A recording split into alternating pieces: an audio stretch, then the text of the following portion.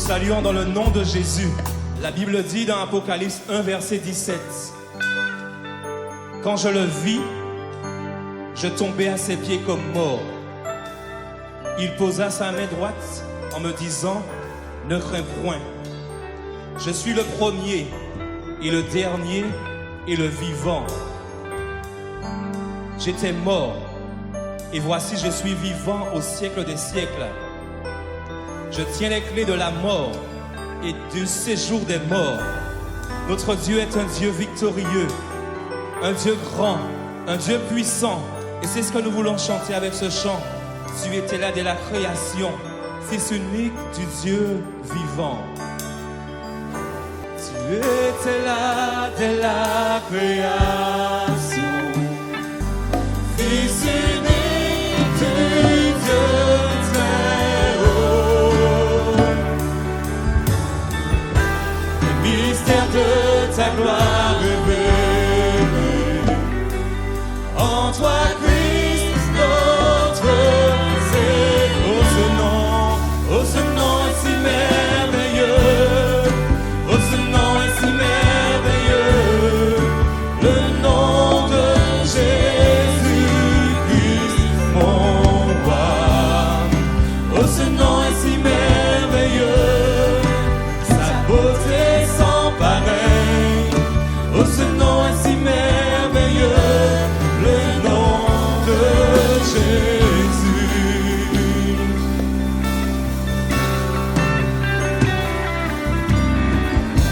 Tu n'as pas voulu les cieux sans nous. Alors Jésus, tu es venu. Oh Jésus, tu es venu. Ton amour a vaincu mon péché. Ton amour a vaincu mon péché. Oui, Seigneur, rien ne peut nous séparer. Oh, ce nom est si glorieux. Oh, ce nom est si glorieux. Le nom de Jésus-Christ, mon proclame-le. Oh, ce nom est si glorieux. Sa beauté sans pareil. Oh, ce nom est si glorieux. Le nom de... Oh, ce nom est si glorieux. Oh, ce nom est si glorieux. Oh, ce nom est si glorieux. Le nom de Jésus-Christ, mon Oh, ce nom est si glorieux. Ce nom est si glorieux, sa beauté sans pareil. Oh, ce nom est si glorieux. Le nom de Jésus. La musique. Notre Dieu est si glorieux ce matin. Nous voulons le célébrer. Nous voulons l'adorer. Nous avons un Dieu grand. Nous avons un Dieu fort. Nous avons un Dieu puissant. Nous avons un Dieu qui est sans rival, sans égal. Et nous voulons le proclamer. Gloire à notre Dieu. Merci Jésus. Nous dirons ensemble, la terre a tremblé. Merci Jésus. La terre a tremblé, le voile s'est déchiré, les âmes en la mort élevées. Les cieux chantent ta gloire, les cieux chantent ta gloire, l'écho de ta victoire, car tu es le roi ressuscité. Tu es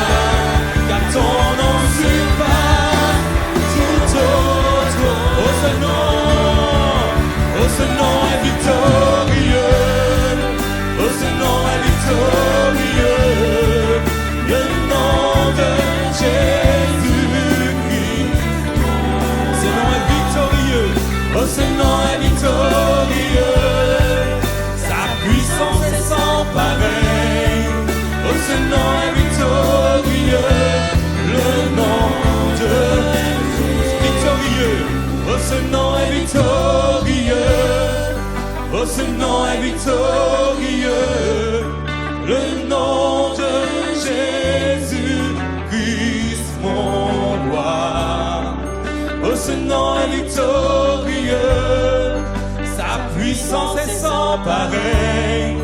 Oh, ce nom est victorieux, le nom de Tu es sans rival, Seigneur. Tu es sans rival. Tu es sans égal. Dieu, tu triomphes à tout jamais. Proclame ça, proclame. À toi soit À toi soit la gloire. à toi soit Oh oui, Jésus, car ton nom surpasse tout autre nom. Tu es sans rival. Tu es sans rival. Tu es sans égal. Dieu, tu triomphes à tout jamais. À toi soit le règne, à toi soit la gloire, car ton nom surpasse. Il est victorieux. Oh, ce nom est victorieux. Oh, ce nom est victorieux. le nom de Jésus-Christ. Proclame-le. Oh, ce nom est victorieux.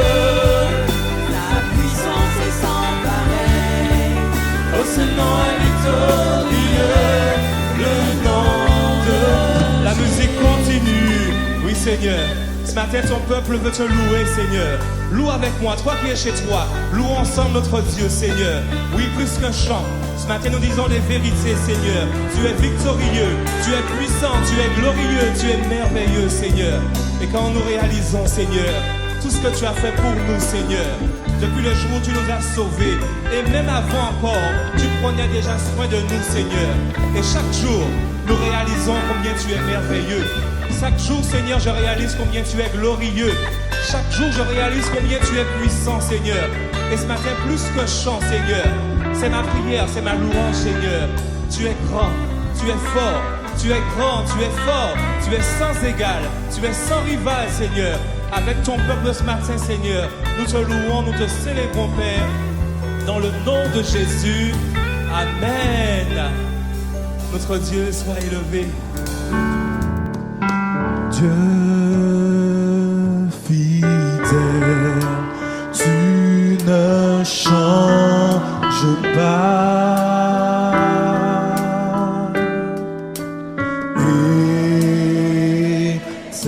Éternel, mon rocher, ma paix. Dieu puissant, je m'appuie sur toi.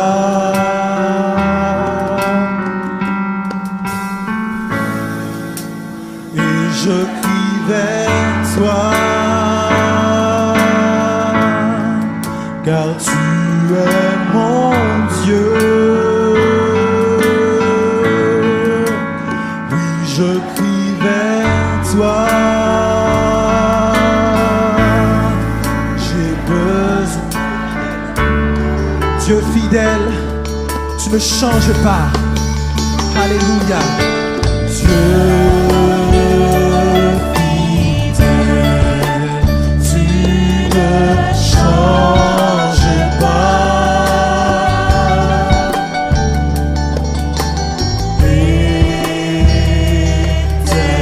Éternel, mon rocher, ma paix.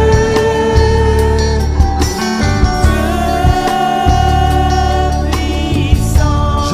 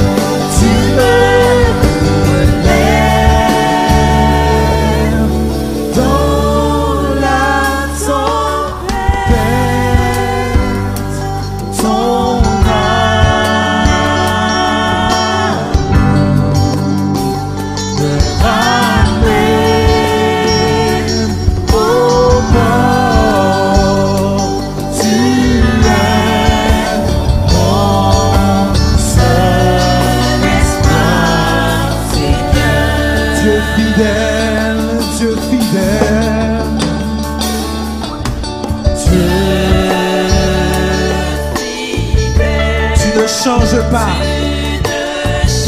Considérons ces paroles particulièrement. Alléluia. Éternel. Mon rocher. Ma paix. Alléluia. Alléluia. Tu m'as laissé ta paix. Tu m'as donné ta paix. Dieu puissant. Je m'appuie sur toi. Alléluia. Sur toi seul, Seigneur. Et je crie vers toi, car tu es mon Dieu. Oh, oui, je crie vers toi. J'ai besoin. Tu es mon roc. Tu es mon roc. Au jour de la défaite. Et si je tombe, tu me relèves. Tu es mon roc. Tu es mon roc. Tu es mon roc.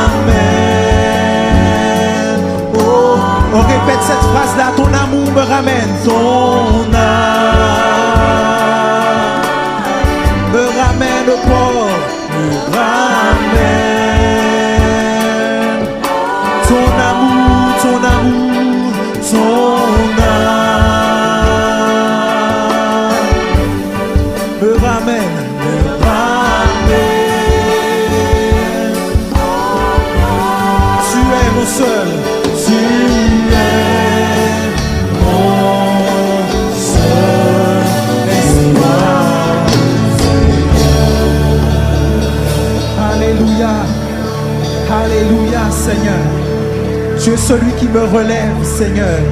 Alléluia. Alléluia, Jésus. Alléluia. Alléluia. Alléluia, Jésus. Nous voulons continuer ce temps avec ce chant qui dit qu'il est exalté, le roi est au-dessus des cieux. Je veux le louer. Il est élevé à jamais, exalté. Et je loue son Saint-Nom. C'est ce que nous voulons chanter à notre Dieu ce matin.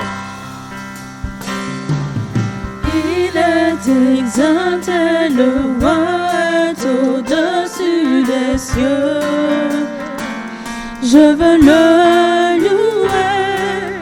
Il est élevé à jamais, exalté. Je loue son Saint-Nom. Parce qu'il est Seigneur.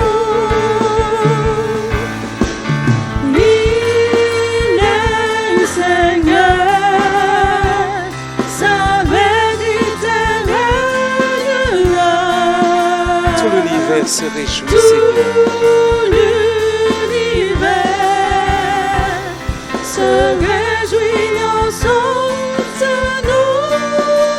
Il est exalté. Il est exalté, le roi est au-dessus allons redire la même chose. Il est exalté, le roi est au-dessus des cieux. Il est exalté, le roi est au-dessus des cieux. Je veux le louer, il est élevé à jamais exalté. Je loue son Saint nom. Parce qu'il est Seigneur, notre Dieu. Il est Seigneur, sa vérité régnera.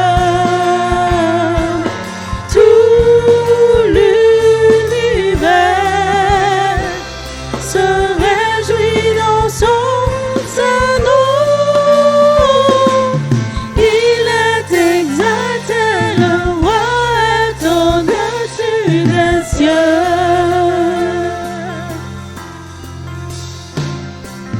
Il est exalté, le roi est au-dessus des cieux. Est-ce que tu réalises ce matin que ton Dieu est grand, que ton Dieu est puissant?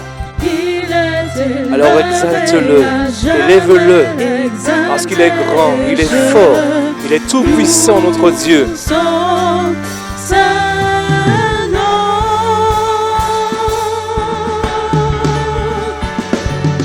Il est Seigneur, sa vérité régnera. Tout l'univers se réjouit en son Saint nom. Il est exalté, le roi est au-dessus des cieux. Oui, notre Dieu est Seigneur. Il est Seigneur, sa vérité régnera. Tout l'univers se réjouit. Tout l'univers se réjouit en son Saint nom. Parce qu'il est exalté, le roi est au-dessus des cieux. Il est exalté, le roi est au-dessus des cieux. Merci Seigneur. Il est exalté, le roi est au-dessus des cieux. Oui Seigneur, tu es exalté. Tu es exalté Seigneur. Il est exalté, le roi Ton peuple te loue est ce matin, au-dessus des cieux.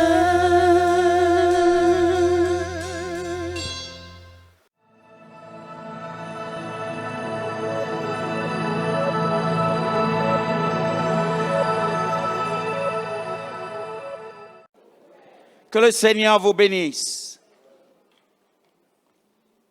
Vous savez, c'est une chose merveilleuse. Merci pour votre chant. Le bon Dieu dit oui, il dit oui. Le bon Dieu dit oui, ça suffit. Nous n'avons pas besoin d'être bidin qui ça. Alors ensemble, ce matin, nous allons considérer un oui de Dieu.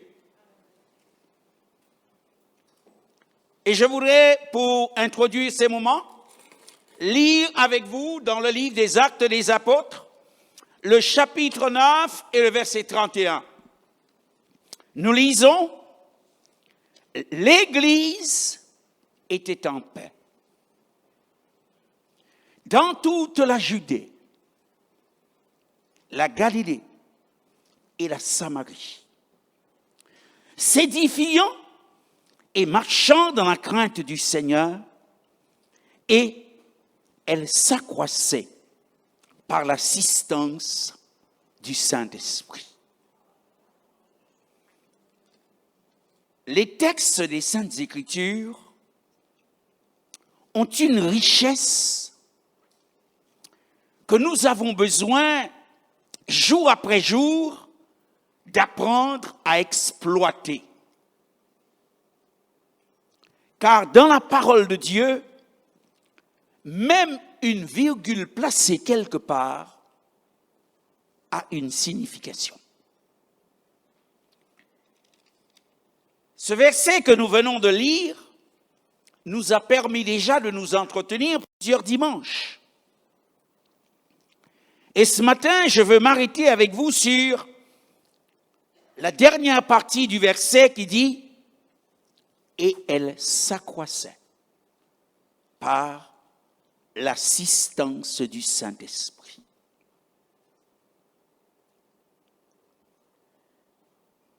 L'Église qui nous est présentée ici, il nous est présenté une Église en progrès.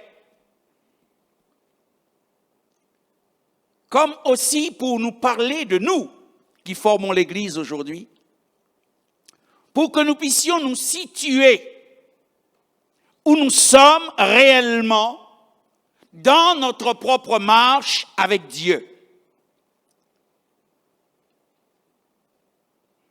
Elle s'accroissait par l'assistance du Saint-Esprit. Elle grandissait, elle se développait avec le concours, on pourrait dire, avec la coopération,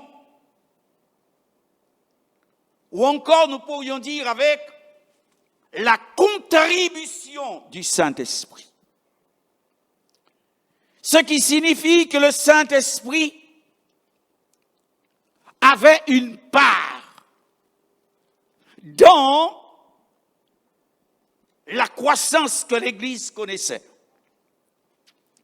Lorsque nous parlons de croissance et lorsque l'Évangile même nous parle de croissance, la Bible nous parle de deux croissances. La Bible nous parle de ce que nous pourrions appeler ce matin, pour bien nous comprendre, une croissance numérique. C'est-à-dire le nombre de disciples qui augmente. L'Église devient de plus en plus nombreuse. Elle est nombreuse et le temple devient trop petit. Et il y a une autre croissance, parce que la croissance numérique, on va dire, c'est la croissance générale. La croissance sur laquelle on met très peu de visage. Et puis, la Bible nous parle d'une autre croissance qui est la croissance individuelle. Comme l'apôtre Jean pouvait dire à l'un de ses confrères, « Je souhaite que tu prospères à tous égards comme prospère l'état de ton âme. » C'est-à-dire une personne qui croit un jour, qui dans l'Église trouve sa place, qui dans l'Église va évoluer, va grandir, va devenir apte à prendre des responsabilités, à les exercer et même à aider les autres. Et cette croissance-là, elle concerne chacun de nous. Et la Bible nous dit que ce soit une croissance ou que ce soit l'autre, ça se fait avec l'assistance, avec l'aide du Saint-Esprit. Et le concours du Saint-Esprit, sa présence, donc, est indispensable. C'est pourquoi le Seigneur lui-même a souligné pour nous combien nous avons besoin du Saint-Esprit.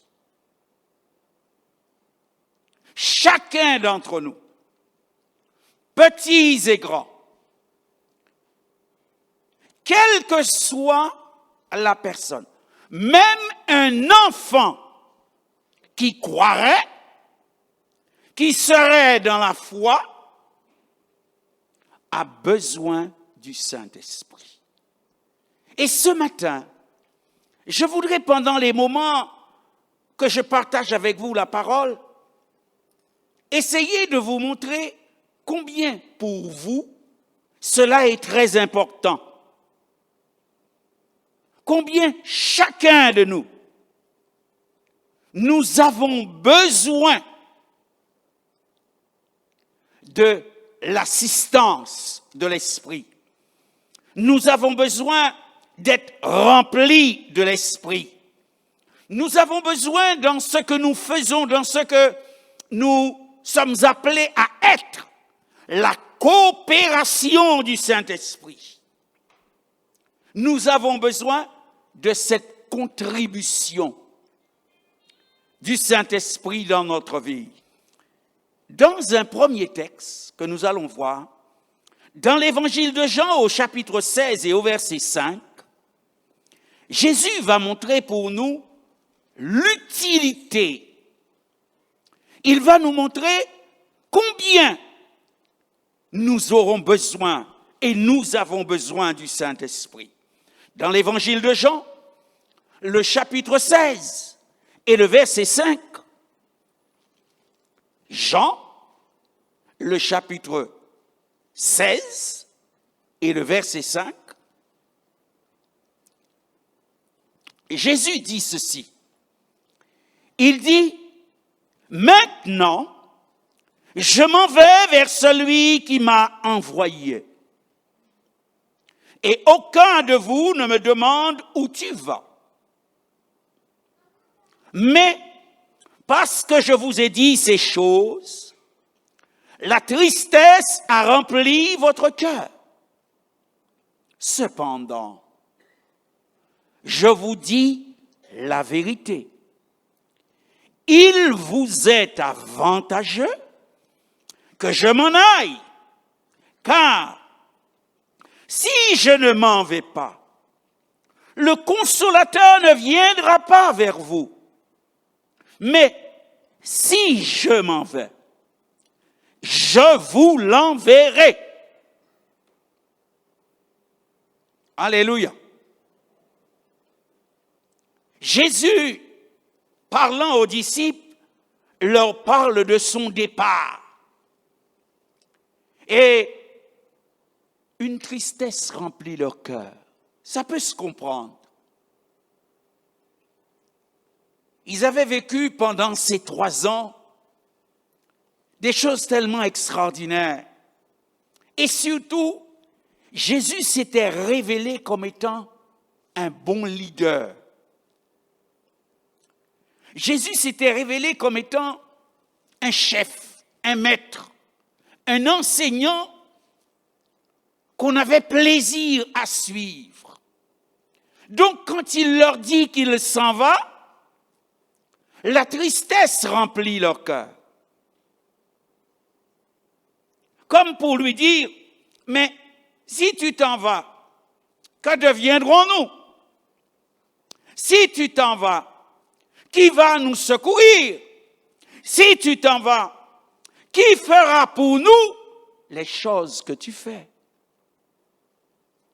Et à leur grand étonnement, Jésus n'est pas indifférent à leur souffrance et à leur peine, mais il n'accepte pas d'être retenu par leur souffrance et leur peine. Et il leur dit, il faut que je m'en aille. Et il leur en donne la raison. Car si je ne m'en vais pas, le consolateur ne viendra pas. Mais si je m'en vais, je vous l'enverrai. Et voilà là une parole, l'une des premières paroles de Jésus sur la personne du Saint-Esprit. Il le présente aux disciples comme étant celui qui va le remplacer au milieu d'eux. Si je ne pars pas, il ne viendra pas. Parce que dans le plan de Dieu, dans le plan éternel de Dieu.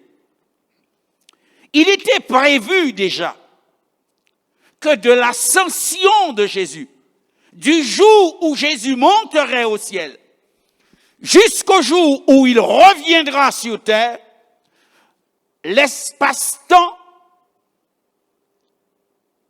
pendant toute cette période, tout ce qui est à faire pour les chrétiens, tout ce qui est à faire avec les chrétiens, tout ce qui est à faire au travers des chrétiens, tout ce qui est à faire pour instaurer parmi les hommes le royaume de Dieu, cela sera fait par le Saint-Esprit. Et c'est pourquoi il leur dit, mais si je ne m'en vais pas, il ne viendra pas. Mais c'est certain, si je m'en vais, je vous l'enverrai. Vous savez, il y a beaucoup de vérités encore cachées dans ce texte. Parce que si le Saint-Esprit est venu, c'est parce que Jésus est bien parti. Si le Saint-Esprit est venu, c'est parce que Jésus l'a bien envoyé. Donc, lorsque nous célébrons la Pentecôte, nous célébrons beaucoup de choses. Nous célébrons beaucoup de vérités. La deuxième promesse que Jésus va donner sur le Saint-Esprit, nous trouvons cette promesse dans l'évangile de Jean, le chapitre 7 et le verset 37. Évangile de Jean, le chapitre 7 et le verset 37. Et là, il leur fait une nouvelle présentation.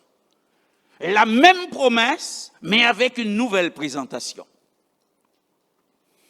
Et il leur dit, il est écrit, le dernier jour, le grand jour de la fête, Jésus, se tenant debout, s'écria, « Si quelqu'un a soif, qu'il vienne à moi et qu'il boive. Celui qui croit en moi, des fleuves d'eau vive couleront de son sein, comme dit l'Écriture. » Il dit cela de l'Esprit que devaient recevoir ceux qui croiraient en lui. Car l'Esprit n'était pas encore, parce que Jésus n'avait pas encore été glorifié.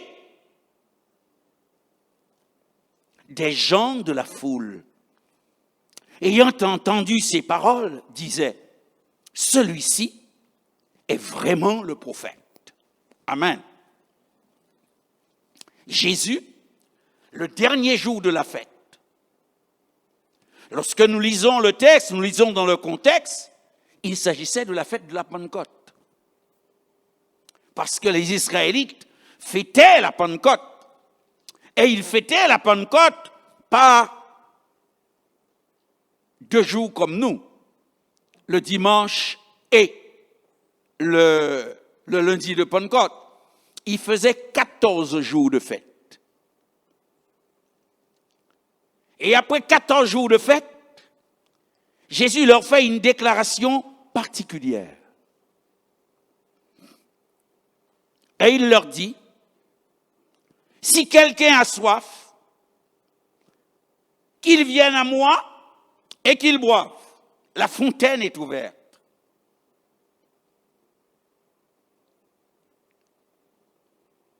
Et l'eau que je lui donnerai deviendra en lui une source d'eau vive qui jaillit jusque dans la vie éternelle. Il dit cela de l'Esprit que devaient recevoir ceux qui croiraient en lui.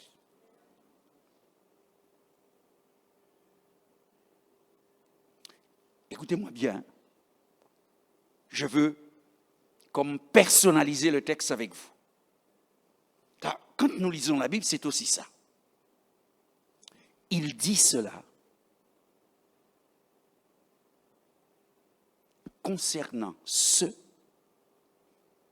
qui devaient croire en lui. L'esprit que devaient recevoir ceux qui croiraient en lui. Avez-vous cru? Permettez-moi de vous poser la question. Avez-vous cru? Oh. C'en est certain? Alors, si réellement c'est certain pour vous, je vous répète ce que nous avons dit au départ. Si bon Dieu dit oui, pour moi ne peut pas faire que c'est non. Il a dit que ceux qui croiraient en lui recevraient l'Esprit.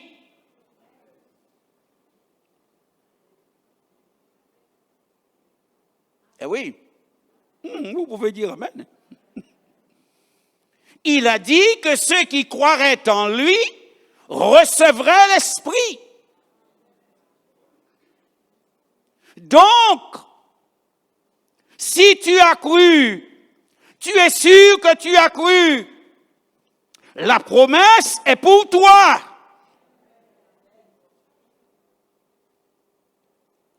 Tu dois recevoir l'Esprit. La promesse est pour toi parce que tu as cru. Mais, continuons à regarder ce texte, parce que pour ceux qui ont cru, il y a encore autre chose à considérer là-dedans. Il leur dit, il dit cela de l'Esprit, mais il dit quoi? Il dit si quelqu'un a soif, si quelqu'un, dans notre vocabulaire, quelqu'un signifie n'importe qui, qu'il soit un enfant, un adulte, quel qu'il soit, dès qu'il a cru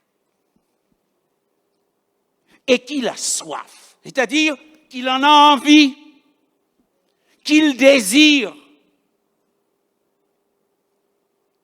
Jésus dit, alors qu'ils viennent à moi et qu'ils boivent. Vous savez, je compare souvent le chrétien dans certains moments avec Dieu et avec la parole comme un bébé. Et là, les dames vont me comprendre, les messieurs aussi vont me comprendre, mais pour toute autre chose. Ou du moins d'une autre façon. Le bébé, quand il n'a pas soif, quand il n'a pas faim, la maman lui présente le sein ou lui présente le biberon, il va jouer avec. Sa réaction est une réaction désintéressée et joueur. Mais quand il a soif, il ne va pas laisser cesse à la maman. Il ne connaît pas d'heure. Midi, minuit, il ne connaît pas d'heure. Il a soif, il se met à pleurer et tu te réveilles pour lui donner le thé. Et une fois qu'on lui présente le sein, il prend à grande bouffée et il se tait. Pour moi, c'est ça quelqu'un qui a soif. Il n'a pas d'heure pour demander. Sa demande est intense. Sa volonté de recevoir, sa volonté qu'on lui donne est insatiable. Il ne connaît autre chose qu'il reçoive. Je ne m'arrêterai que si tu me donnes. Que celui qui a soif. Je disais aux frères et aux messieurs, nous connaissons ça autrement, parce que lorsque l'enfant se met à pleurer, nous nous réveillons et on touche à la maman. On va lui donner le sein. On est dérangé. Donc, on connaît la chose, mais pour d'autres raisons. Celui qui a soif, et toute la question, elle est là. la promesse est certaine. La promesse est pour vous. La promesse est pour aujourd'hui. Mais est-ce qu'il y a encore des gens qui ont soif?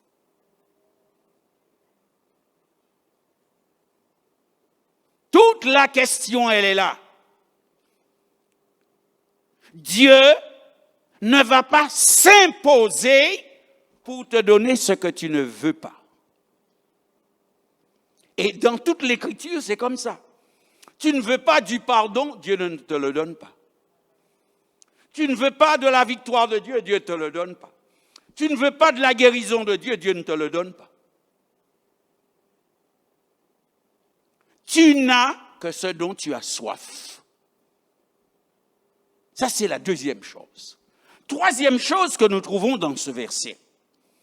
Il est dit qu'ils viennent à moi, donc on voit la volonté personnelle de la personne, l'engagement personnel de la personne, qu'ils viennent à moi et qu'ils boivent. Et puis, il est dit, celui qui croira en moi, des fleuves d'eau vive couleront de son sein. Troisième chose, qui nous montre les perspectives de Dieu pour nous, qui nous montre, mais qu'est-ce que Dieu veut? Où est-ce qu'il veut nous emmener? Des fleuves d'eau vive couleront de son sein. Donc, là, Dieu nous parle d'une abondance. Il nous parle d'une satisfaction profonde, des fleuves d'eau vive. Et la personne ne sera pas seulement bénie ou comblée, mais mieux que cela. Des fleuves d'eau vive sortiront de son sein. C'est-à-dire que la personne elle-même deviendra une source de bénédiction pour les autres. Oh! Elle deviendra une source de bénédiction pour les autres. Voilà ce que Dieu veut pour vous. Voilà ce que Dieu voudrait faire de vous. Voilà pourquoi le Saint-Esprit voudrait vous donner son concours pour que vous puissiez être avec Dieu. Et peut-être vous me diriez, mais pasteur, je crois ou je connais Dieu. Vous pourriez me dire beaucoup de choses ce matin. Faites-moi la faveur de ne pas discuter avec vous, mais de vous poser seulement la question, êtes-vous une source de bénédiction pour les autres? Que Dieu vous bénisse, ceux qui savent qu'ils sont une source de bénédiction. Mais ça, cette promesse-là, elle n'est pas pour quelques personnes. Elle est pour chaque personne qui croit en Jésus-Christ. Chaque personne qui croit en Jésus-Christ. Dieu veut vous remplir du Saint-Esprit pour que vous deveniez une source de bénédiction. Et quand la Bible là nous parle, quatrième chose, c'est une source de bénédiction. Ce n'est pas une source de bénédiction quand nous sommes ici seulement. Si c'est la joie et que je suis à la maison, je suis une source de bénédiction. Donc, des fleuves d'eau vive coulent de mon sein. Mais si c'est l'orage, c'est la tempête, je suis une source de bénédiction. Ce ne sont pas les conditions extérieures qui font de moi la source, mais c'est le Saint-Esprit qui est en moi. OK? Faudrait que vous puissiez comprendre cela. Vous entrez quelque part où il n'y a que des mécréants, où il n'y a que des gens qui méprisent Dieu, qui méprisent l'Évangile, qui méprisent les croyants. Ce n'est pas eux qui font la donne, c'est l'Esprit qui est en vous. Au milieu d'eux rentre une source de bénédiction. Une source c'est-à-dire quelqu'un que Dieu a rempli et qui va maintenant leur donner quelque chose qui leur sera salutaire pour leur âme. Oh! Trop souvent, nous pensons que pour être ce que Dieu veut, il faut que nous soyons dans l'idéal. Non! L'apôtre Paul et Silas se sont retrouvés en prison, liés les mains, des sceptres aux pieds, c'est-à-dire ils sont assis et ils ont des bois qui maintiennent leurs pieds allongés. Ils sont dans une position inconfortable. Mais dans la prison, ils sont une source de bénédiction. Et ils ont une démonstration de louange qui ébranle les fondements de la prison. Et là, celui qui les avait battus, celui qui les avait méprisés, celui qui les avait traités d'imposteurs, c'est lui qui vient et qui dit, je crois dans le Seigneur Jésus que vous croyez. En pleine opposition, mais ils sont une source de bénédiction. Regardez donc Joseph. Il est vendu de fils préféré. On l'a vendu, on a fait de lui un esclave. D'esclave, on l'a mis en prison injustement. Mais il reste une source de bénédiction. Ce n'est pas les conditions qui font de nous des sources de bénédiction, mais c'est ce que l'Esprit est en nous. Tu pourrais te retrouver aux portes de l'enfer. Tu pourrais te retrouver un jour encerclé de gens qui pratiquent la magie et toutes sortes de choses. Non, tu es une source de bénédiction en Jésus-Christ parce que le Saint-Esprit est en toi. Je voudrais que vous puissiez prendre et comprendre la position, vous puissiez comprendre les perspectives de Dieu, vous puissiez réaliser ce que Dieu veut faire de vous, ce que Dieu veut que vous soyez. Nous pourrions encore, il me reste peut-être encore quelques minutes, et nous pouvons parler, Jésus, donc, il a promis cette chose, cette promesse. Et quand il va se retrouver pour la dernière fois avec ses disciples, dans Actes, le chapitre 1er et le verset 4, il va encore leur faire la promesse.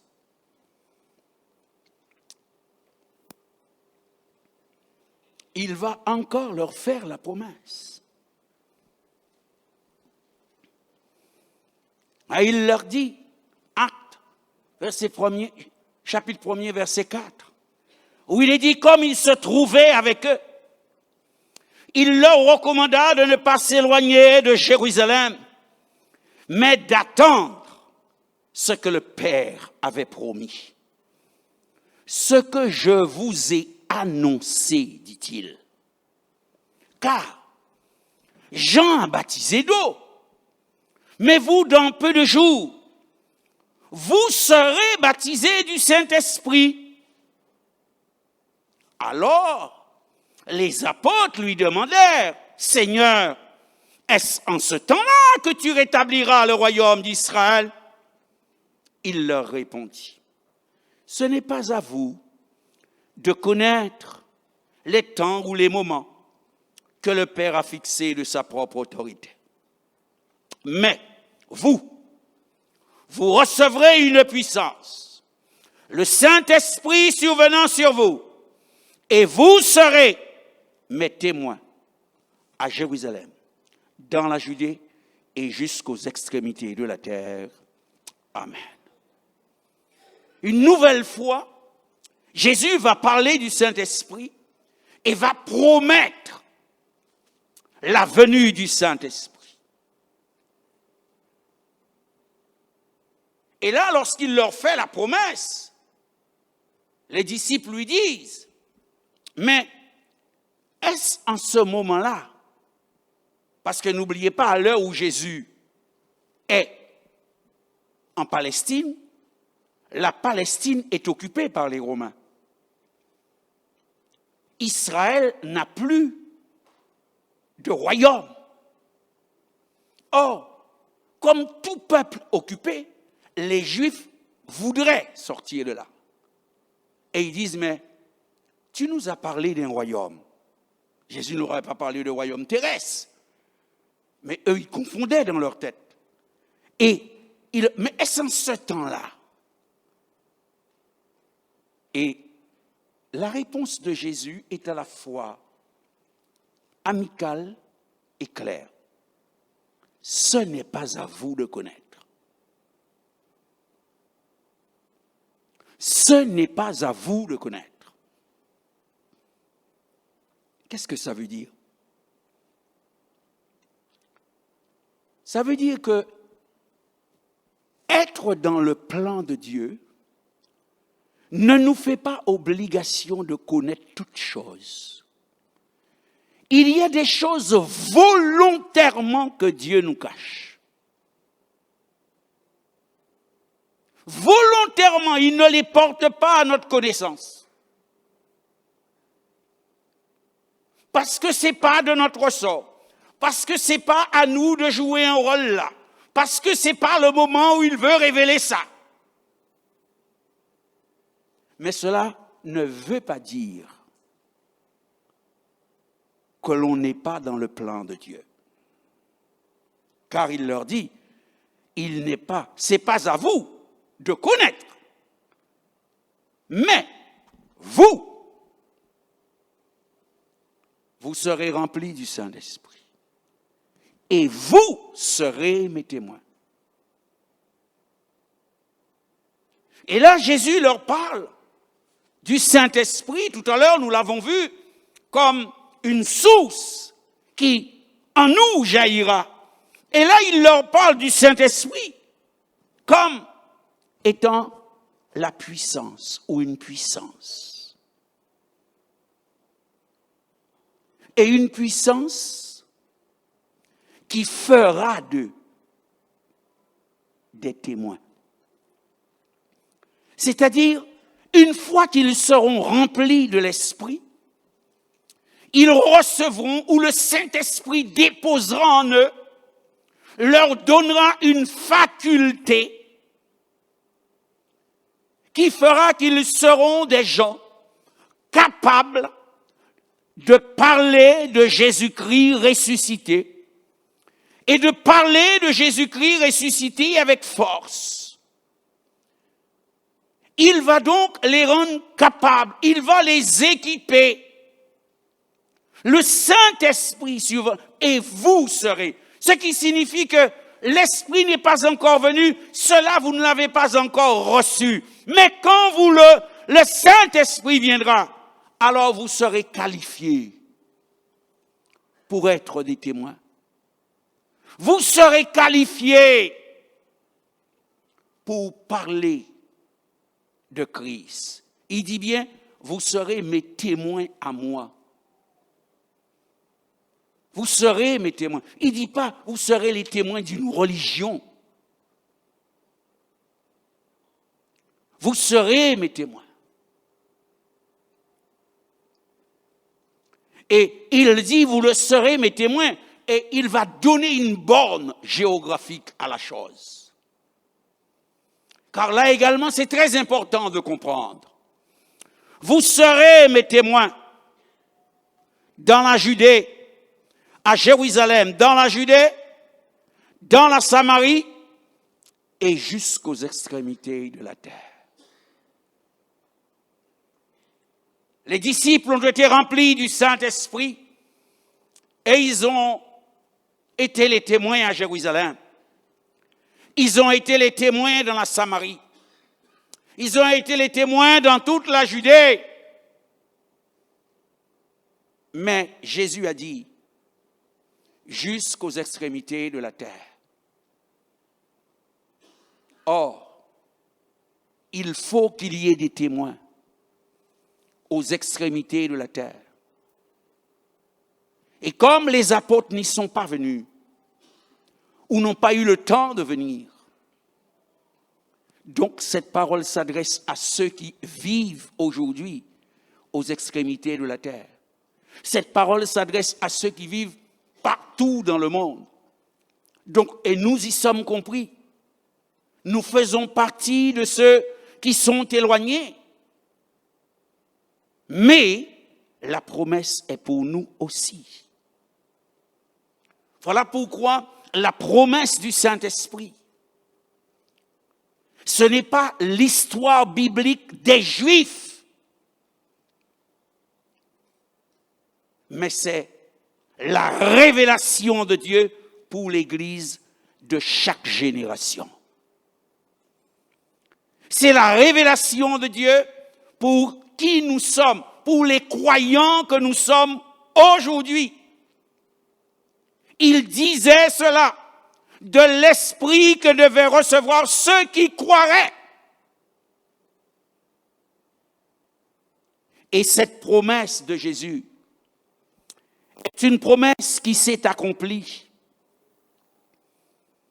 Parce que dans le livre des Actes, et c'est par là que je termine avec vous ce matin, dans le livre des Actes au chapitre 2 et le verset 1er, Actes des Apôtres, le chapitre 2 et le verset 1er, il est dit le jour de la Pentecôte, ils étaient tous ensemble dans le même lieu. Tout à coup, il vint du ciel un bruit comme celui d'un vent impétueux, et il remplit toute la maison où ils étaient assis. Des langues, semblables à des langues de feu, leur apparurent, séparées les unes des autres, et se posèrent sur chacun d'eux. Ils furent tous remplis du Saint-Esprit et se mirent à parler en d'autres langues, selon que l'Esprit leur donnait de s'exprimer. Or, il y avait en séjour à Jérusalem des Juifs, hommes pieux, de toutes les nations qui sont sous le ciel. Au bruit qui eut lieu, la multitude accourut, et elle fut confondue, parce que chacun les entendait parler en langue dans sa propre langue. Les entendait parler dans sa propre langue. Ils étaient dans l'étonnement et la surprise, et ils se disaient les uns aux autres, voici ces gens qui parlent. Ne sont-ils pas tous Galiléens? Et comment les entendons-nous parler dans notre propre langue, à chacun, dans notre langue maternelle? Parthes, Mèdes, Élamites, ceux qui habitent la Mésopotamie, la Judée, la Cappadoce, le Pont, l'Asie, la Phrygie, la Pamphylie, l'Égypte, le territoire de la Libye, voisine de Cyrène, et ceux qui sont venus de Rome, juifs et prosélytes, crétois et arabes. Comment les entendons-nous parler dans nos langues des merveilles de Dieu? Amen. L'accomplissement de la promesse réalisée par le Seigneur le jour de la Pentecôte. 120 disciples étaient dans le même lieu. Ils étaient en train de prier quand tout à coup il y eut un grand vent qui fit beaucoup de bruit. Et il nous est dit alors, des langues semblables à des langues de feu leur apparurent, séparées les unes des autres, et se posa sur chacun d'eux. Et une fois que les langues étaient posées sur eux, ils furent remplis du Saint-Esprit. Ce qui nous montre que la question du Saint-Esprit est une question miraculeuse. La question du baptême de l'Esprit, c'est un miracle de Dieu qu'il accomplit dans notre vie.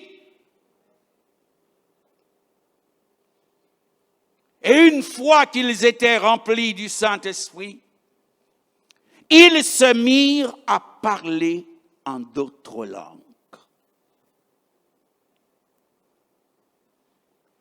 Remplis de l'Esprit, ils se mirent à parler en d'autres langues.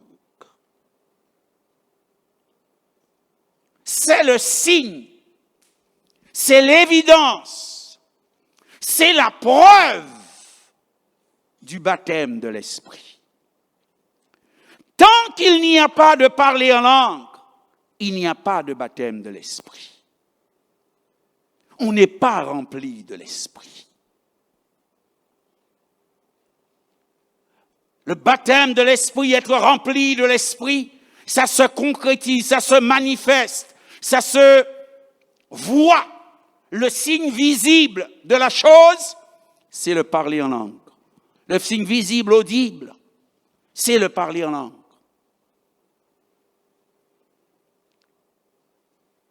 Et autre miracle,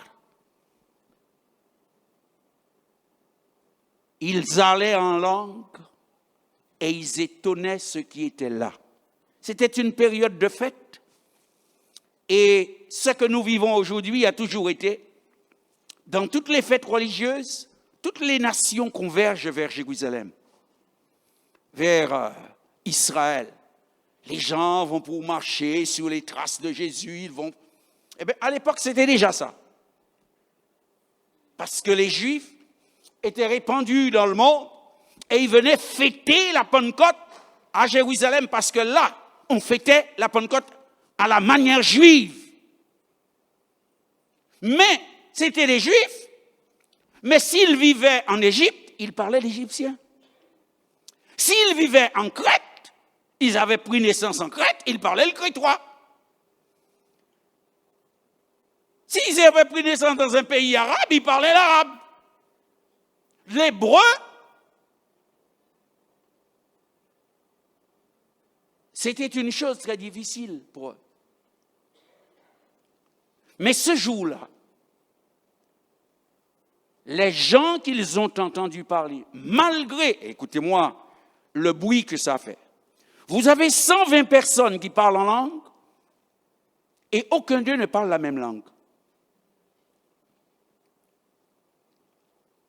Mais la foule pouvait distinguer des choses qui étaient dites dans leur langue maternelle. Donc, ceux qui parlaient en langue parlaient une langue qu'ils n'avaient pas apprise, mais que seul le Saint-Esprit leur permettait de parler. Et en parlant cette langue-là, le Saint-Esprit confondait ceux de cette langue-là qui étaient dans la foule, comme pour leur montrer qu'il y avait là un signe de Dieu. Et eux qui connaissaient leur langue, pour les Juifs qui faisaient ça ce jour-là, ils parlaient en langue. Ils parlaient en langue. Mais pour les autres qui étaient là, les Juifs parlaient dans leur langue maternelle, mais particulièrement disaient des merveilles de Dieu. Ils ne disaient pas n'importe quoi. Ils disaient des merveilles de Dieu.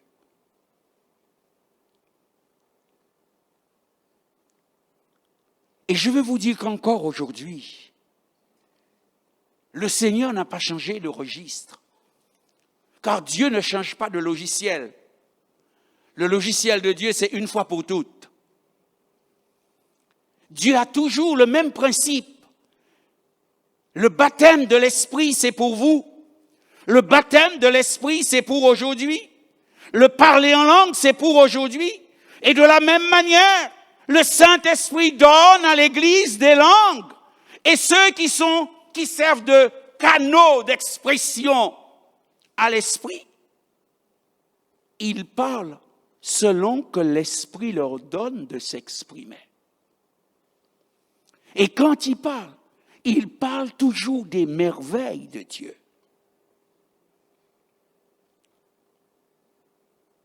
Quand c'est par l'Esprit que nous parlons, il n'y a jamais d'insanité ou de méchanceté, où Satan n'est jamais glorifié. Il n'y a que Jésus qui est toujours glorifié. Alors, pour vous laisser partir,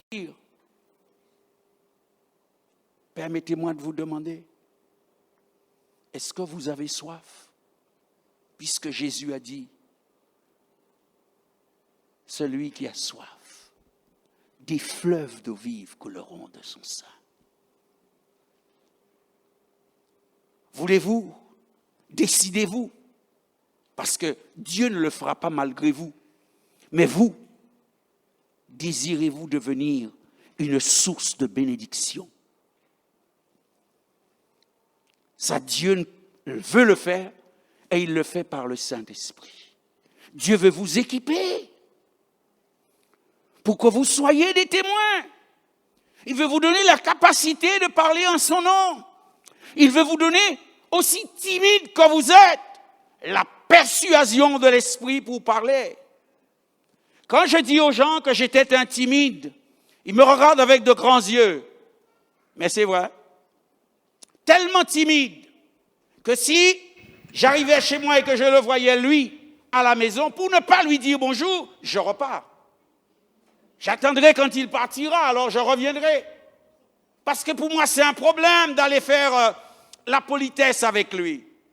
Mais le jour où le Seigneur est passé dans ma vie, je suis devenu qui vous voyez.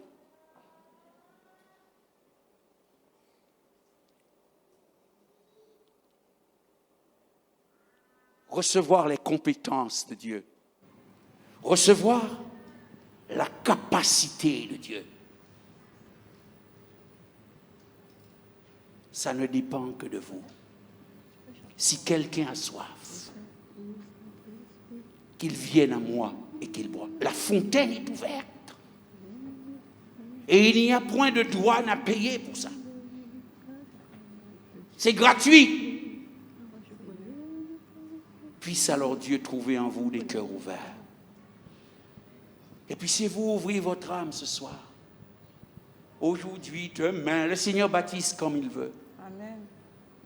Et il veut le faire. Nos bien-aimés vont, pour conclure ce moment, nous conduire dans un chant.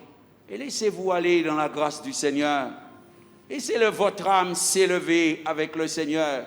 Et il vous bénira comme celui seul sait le faire. Dieu vous bénisse. Nous voulons dire, Seigneur, viens ranimer le feu que tu as mis en moi. Toi seul peux m'éclairer. Viens, Seigneur, m'ouvrir les yeux. C'est ce que nous voulons chanter, parce que nous avons encore soif. Soif que le Saint-Esprit nous visite encore ce matin-là où nous sommes. Nous voulons être remplis de Dieu. Seigneur, viens ranimer Le feu que tu as mis. le feu que tu as mis en moi.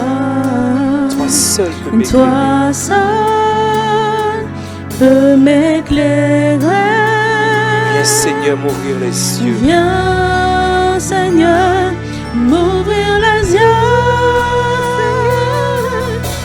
Seigneur, So, viens ranimer le feu que tu as mis en moi. le feu que tu as mis en moi. Toi seul peux Toi m'éclairer. seul peux m'éclairer. Viens, Seigneur, m'ouvrir les yeux. Viens, Seigneur, m'ouvrir les yeux. Alors manifeste ta présence. Manifeste ta présence. Convainc-moi de Et ta puissance. convainc-moi de ta puissance. Revêt-moi de ta Revêt-moi sainteté. de ta sainteté. Surprends-moi par ta beauté. Manifeste ta présence. Et convainc-moi de ta puissance. Revêt-moi de ta sainteté. Surprends-moi par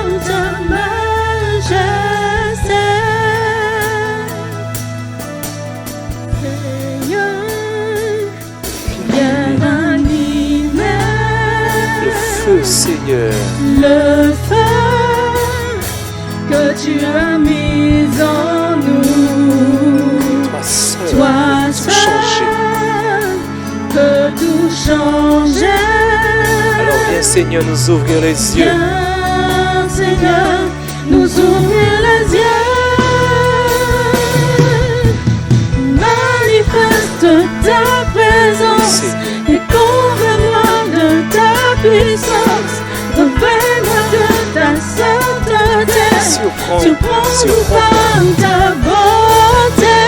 Manifeste ta présence et comble-moi de ta puissance.